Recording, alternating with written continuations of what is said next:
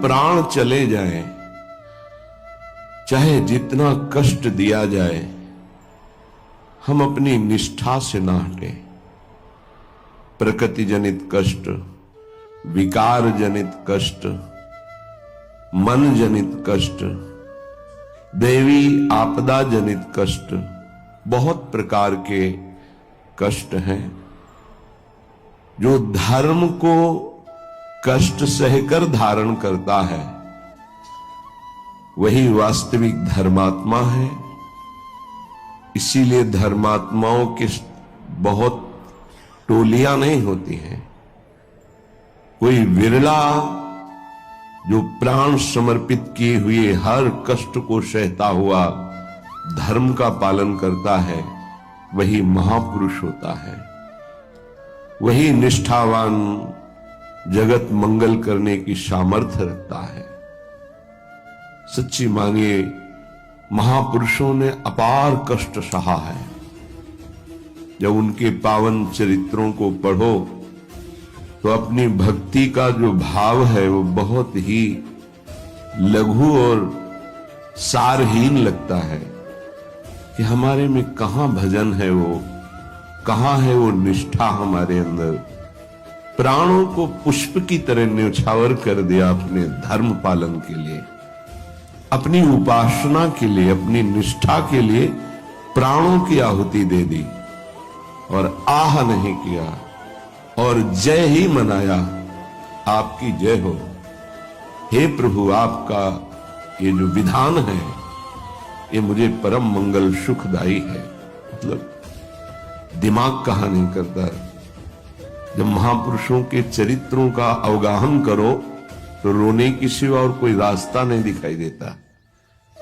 क्यों हो ऐसे महान कष्टों को गले लगाकर मुस्कुराते हुए प्राणों की आहुतियां दे दी केवल धर्म के लिए।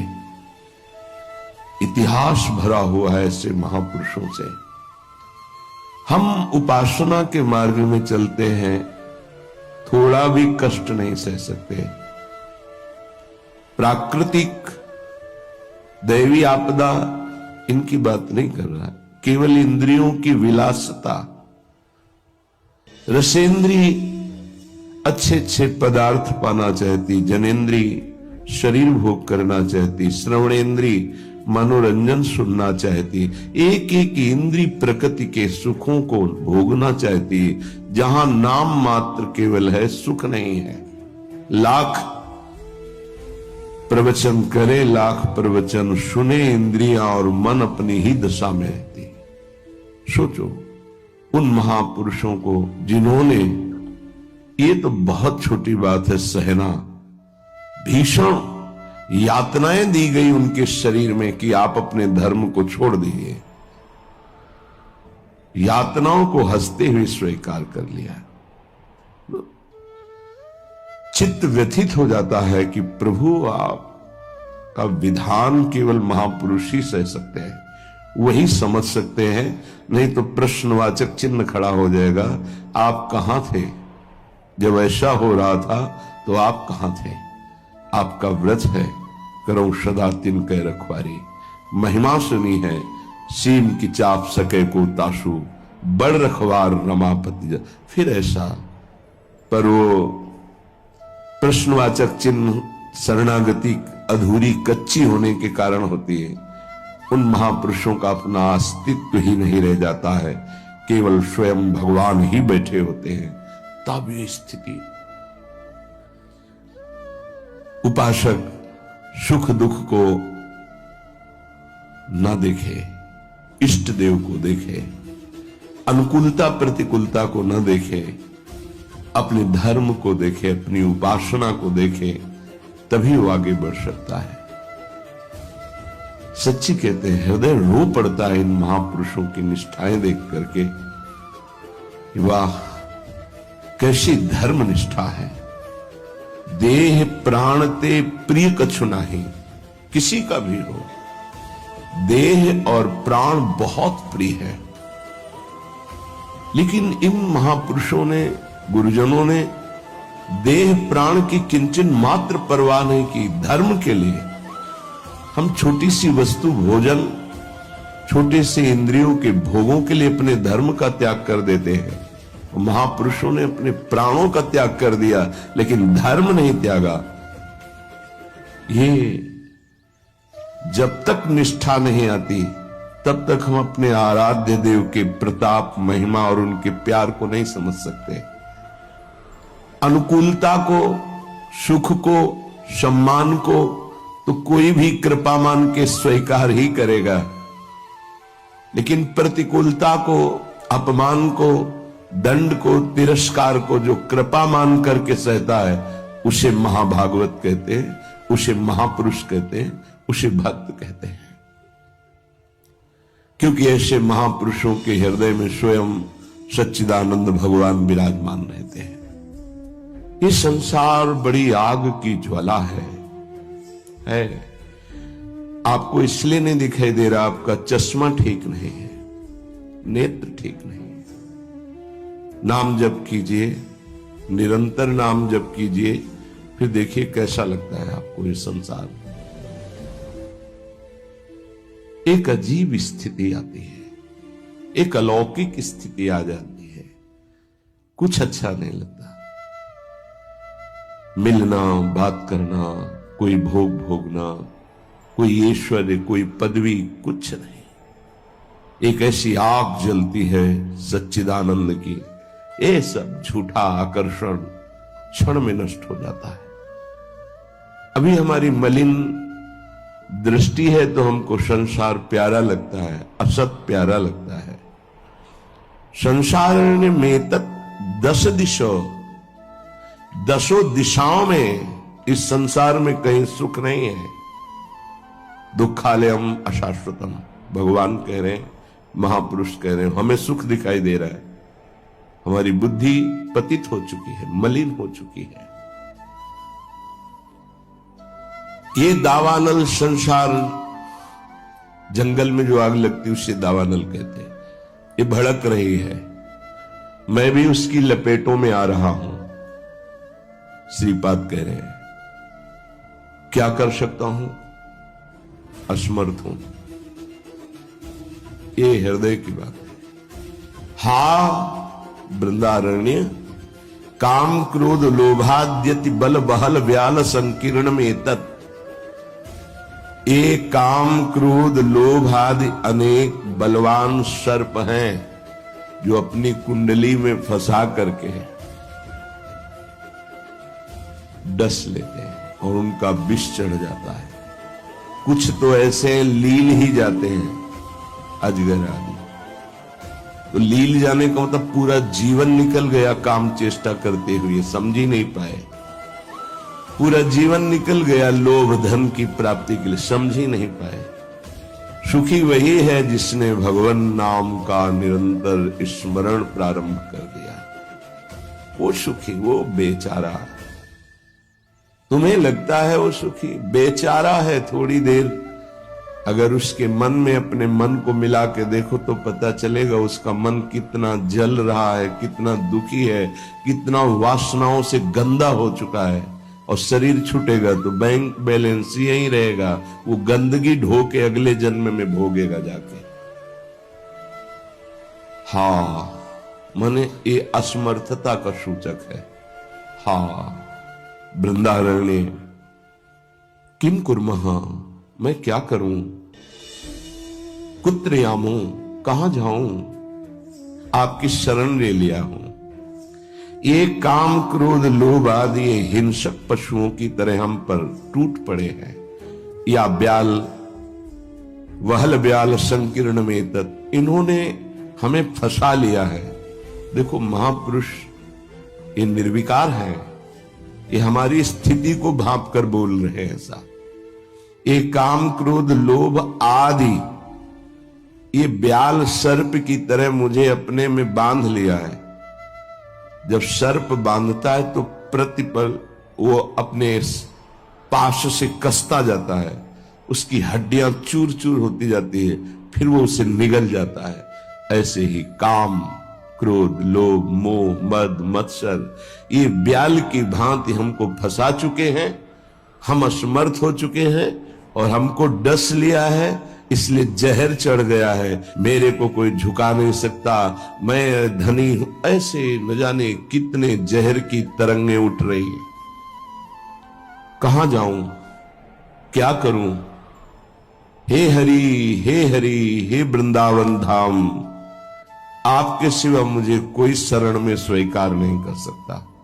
पक्का कोई स्वीकार नहीं। सब स्वार्थ के वशीभूत है, सब असमर्थ हैं। कौन मेरी रक्षा कर सकता है? क्योंकि अगर किसी को पुकारूं कि मेरी काम से रक्षा कर दो तो खुद काम से पीड़ित है। किसी को कहो कि मुझे क्रोध और मद से हटा दो, बचा लो, तो इस संसार में कोई नहीं बचा सकता। दो ही हैं बचाने वाले, हरि या हरि के प्रेमी जन, दूसरा कोई नहीं। तुम्हार सेवक असुरारी, स्वार्थ रहित जग जुग उपकारी। जुग माने दो। स्वार्थ रहित अगर कोई उपकार कर सकता है, मुझे बचा सकता है, तो भगवत प्रेमी महात्मा या स्वयं श्री भगवान। इसलिए हा हरि यामो हरि हरि शरणम स्वस्य पश्यामि नान्यत्। मैं देख रहा हूं कि मुझे कोई स्वीकार नहीं कर सकता। अच्छे सद्गुण और स्वार्थ की पूर्ति होती हो तो सब हाथ मिला लेंगे, लेकिन जब दुर्गुण अपने ऊपर शासन कर रहा हो और किसी की स्वार्थ की पूर्ति हमसे न हो तो हमसे कोई बात नहीं करेगा, कोई नहीं बात करेगा। किसी से हम बात करना चाहें तो वो घृणा और त्याज्य भाव से देखेगा, गंदा आदमी, क्या है इसके पास। लेकिन ऐसे को भी अगर कोई गले लगाता है तो दो, एक भगवत प्रेमी महात्मा और एक भगवान, दूसरा कोई नहीं। भगवत प्रेमी महात्मा और भगवान कहने को दो हैं, वो एक ही है। या तो हित तो कीजे कमल नयन सो, जा हित आगे सब हित लागे फीको, कह हित कीजे साधु संगति दो, जो कलमश जाए सब जी को। दो की ही बात स्वामी हरिदास जी महाराज ने भी की है। या तो कमल नयन बांके बिहारी से अपनापन कर लो, हित कर लो, प्रीति कर लो, वो स्वीकार कर लेंगे, आप कैसे भी हो वो गले लगा लेंगे। और या साधु संगति सो, वो भगवान और भगवान के जनों में अभेद है, तस्मित् तज्जने भेदा भावात्, वो वही हो जाता है उनके चिंतन के प्रभाव से। तो जैसा स्वामी का स्वभाव वैसा सेवक का स्वभाव, जैसा स्वामी का प्रभाव वैसा सेवक का प्रभाव हो जाता है। हरि और हरि प्रेमी संत जन, ये दो ही हैं जो शरण में स्वीकार करके महापापी को भी परम पद में आरूढ़ कर देते हैं। इसलिए हे वृंदावन धाम, आपसे प्रार्थना करता हूं, आप मुझे स्वीकार कर लीजिए और भगवत प्रेमी महात्माओं का संग दीजिए। धन्य है वो प्रशंसनीय है जिन्होंने आपकी कृपा प्राप्त कर ली है। वृंदावन की कृपा रसिक संग सुखकारी, पक्का समझना। श्रीधाम वृंदावन श्री लाडली जी की कृपा से आना होता है और धाम की कृपा से भगवत प्रेमी महात्मा का संग मिलता है। ये धाम के शरणागत जितने प्रेमी जन हैं, धाम कृपा न करे तो पास से निकल जाएंगे, आप जान भी नहीं पाओगे। जब धाम कृपा करता है तो प्रकाशित कर देता है। जिसका कल्याण करवाना होता है उसके सामने उसका वैभव, उसका प्रभाव, जिससे उसकी श्रद्धा और विश्वास दृढ़ होकर उनके चरणों में समर्पित हो जाए। जब किसी महापुरुष का आश्रय दृढ़ हो जाता है तो फिर एक काम क्रोध लोभ मोह मद मत्सर थर्राने लगते हैं, इनकी सामर्थ्य नहीं होती। ये भगवत शरणागत पर तो परीक्षार्थ प्रभाव दिखा सकते हैं, लेकिन भगवत प्रेमी महात्मा की शरणागति जिसने स्वीकार की वहां परीक्षा भी नहीं, क्योंकि उनकी दृष्टि रहती है। हम तभी परास्त होते हैं जब उनकी अवहेलना कर देते हैं। महापुरुषों की अवहेलना ही काम क्रोध लोभ आदि को आक्रमण करने का अवसर देती है। यदि हम महापुरुषों के अधीन वृत्ति रखें तो काम क्रोध आदि की वृत्ति का प्रवेश भी नहीं हो सकता। बड़ी सामर्थ्य है भगवत प्रेमी महात्माओं के सानिध्य में, सच्ची बात मानना। क्योंकि अनंत महिमा युक्त प्रभु का नाम, प्रभु के चरणारविंद का आश्रय दृढ़ होता ही उन्हीं से है। भजन न होई संग बिन भजन बिना नहीं प्रेम। ये जो प्रेम मूल यह नाम है, प्रेमी रसिक जपति यह नाम, प्रेम मगन निज बन विश्राम, श्री हरिवंश जहां रहे। ये प्रेम का मूल नाम मिलता ही प्रेमी महाभागवतों से है और उसका प्रभाव प्रेमी बना ही देता है, निर्विकार बना ही देता है।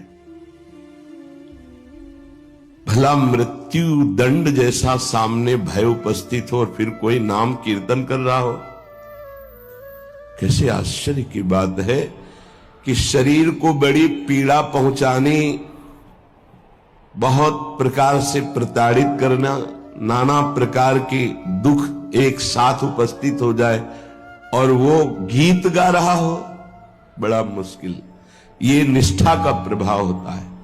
नाम जिसके हृदय में गुरुदेव प्रदत्त नाम प्रकाश कर दिया, कल से शाम टाइम से बहुत हृदय व्यथित हुआ जब महापुरुषों के चरित्रों को अवगाहन हुआ। बार बार केवल रोना ही आ रहा था कि आप जैसी निष्ठाएं अगर किनका मिल जाए तो जीवन धन्य हो जाए। कल गुरुदेव तेग बहादुर सिंह जी महाराज का पावन चरित्र एकदम भाव में आया, पढ़ रहे थे। कश्मीर के पंडितों को जब औरंगजेब ने हुक्म किया कि सब इस्लाम धर्म को स्वीकार करो नहीं तो कत्लेआम कर देंगे, और किया उसने बहुत कत्लेआम, समय दिया उसने। भागे वो लोग। उस समय महामहिम गुरु गादी पर तेग बहादुर सिंह विराजमान थे, उनकी चरण शरण में आए और कहा आप ही हमारे रक्षक हो, आप ही हमारी रक्षा कर सकते हो। उन्होंने कहा जाओ और बादशाह से कह दो। पूरा चरित्र तो बड़ा है कि अगर तेग बहादुर सिंह को इस्लाम स्वीकार करवा दो तो हम बिना किसी शर्त के सब कश्मीरी पंडित आपकी आज्ञा का पालन करेंगे। एक को परास्त कर दो तो हम सब परास्त ही हम स्वीकार कर लेंगे। फौरन उसने बहुत ही अन्य धर्मों की तरफ उसका नकारात्मक भाव था। उसने आदेश किया बंदी बना के तुरंत तेग बहादुर सिंह को दिल्ली में उपस्थित किया जाए। सैनिक गए। बल विक्रम गुरु गादी में प्रथम से चला रहा है। उनके पार्षद और उनकी सेना तेग बहादुर सिंह की स्पर्श नहीं करोगे। गुरु तेग बहादुर सिंह के सामने शर्त रखी कि बादशाह के सामने तुम चलते हो या तुम्हें बंदी बना के ले चले। उन्होंने कहा तुम चलो, हम सत्य पर चलने वाले हैं, हम स्वयं चल के आ जाएंगे, तुम्हें बंदी बनाने की जरूरत नहीं। बहुत ही नाम कीर्तन होते हुए, भगवत भक्ति का प्रचार करते हुए, खूब झूमते हुए पहुंचे। बादशाह ने तत्काल उनको काबू में किया। देखा कि वो तो अपने वैभव के साथ बंदी बना लिया और कहा हमारे धर्म को स्वीकार करो। तो उनका दुनिया में यदि एक ही धर्म चलाना होता तो भगवान ने अन्य धर्मों की स्थापना क्यों की? इसका मतलब है अपनी अपनी जगह अपने धर्म का पालन करना परम कर्तव्य है। तो तुम अपने धर्म में मुझे कैसे बदल सकते हो? तुम्हारी सामर्थ्य नहीं है। बड़ी कष्टप्रद परिस्थिति प्रकट की उसने, बहुत ही क्रूर कर्मी। एक नहीं बहुत महापुरुषों को बहुत प्रकार से दंड दिया है इसने। एक लोहे के पिंजड़े में गुरु तेग बहादुर सिंह को बंद कर दिया। सैनिकों को, उसके पास अपार सैन्य बल था, तत्काल बंदी बना लिया गया। बहुत दिन तक उनको प्रताड़ित किया गया लोहे के पिंजड़े में, बहुत तरह से। हर बार वो उनसे जब पूछते, अगर आप स्वीकार करें तो जो पद कहे मैं अपने राज्य का बादशाह था और मैं दे सकता हूं, अगर नहीं स्वीकार करते तो परिणाम तुम्हें भयंकर भोगना होगा। उन्होंने हंसते हुए कहा कि प्रभु ने जिस धर्म में मुझे स्थापित किया है, तेरी सामर्थ्य क्या है? कड़वे ही शब्दों से, तेरी सामर्थ्य क्या है कि मुझे परास्त कर सके? और उस समय उन्होंने पद गाया, भाई मैं धनु पाइयो हरि नाम, मन मेरो धावन ते छूटियो, करी बैठो विश्राम। भाई मैं धनु पाइयो हरि नाम, माया ममता तन ते भागी, उपज्यो निर्मल ज्ञान। लोभ मोह यही परसि न साके, गही भगति भगवान।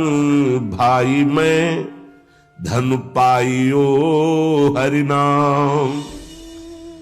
देखो, भीषण प्रताड़ना, कष्ट, मृत्यु भय उपस्थित, और वो गा रहे कि हे भाई मैंने हरिनाम रूपी परम धन पाया है। मन मेरो धावन्ते छूटियो, अब मेरा मन कहीं भाग कर नहीं जाता, दौड़ भाग खत्म हो चुकी है। करी बैठो विश्राम, अब तो नाम में विश्राम पा गया है।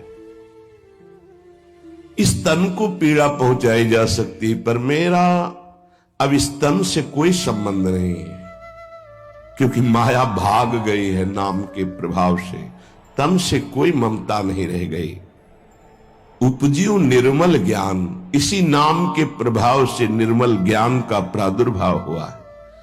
लोभ मोह यही परसि न साके, गही भगति भगवान। कोई भी तुम प्रलोभन दो, हम मेरे मन को नहीं लुभायमान कर सकता, और कोई भी भय दो तो अब मेरे शरीर का मोह नहीं, क्योंकि मेरे हृदय में भगवान की भक्ति जागृत हो गई है। जन्म जन्म का संसार चूका, रतन नाम जब पाइया। तृष्णा सकल विनाशी, मनते निज सुख माहि समाइया। जन्म जन्म हो गए भटकते हुए, अब कोई संशय नहीं रहा। मुझे नाम रूपी रतन मिल गया, सब संशय खत्म हो चुके हैं। जीने की भी तृष्णा खत्म हो चुकी है, सकल वासना नष्ट हो चुकी है। मेरा मन निज सुख में समा गया है। जाको होत दयालु कृपा निधि, सो गोविंद गुण गावे। कहु नानक इह विधि को संपे, को गुरुमुखी पावे।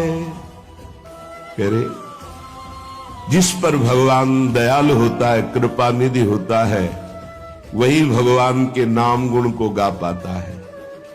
नानक साहब कहते हैं, अब कोई संशय नहीं, कोई इच्छा नहीं, क्योंकि गुरु को समर्पित हो गया और गुरु मुख से नाम पा गया।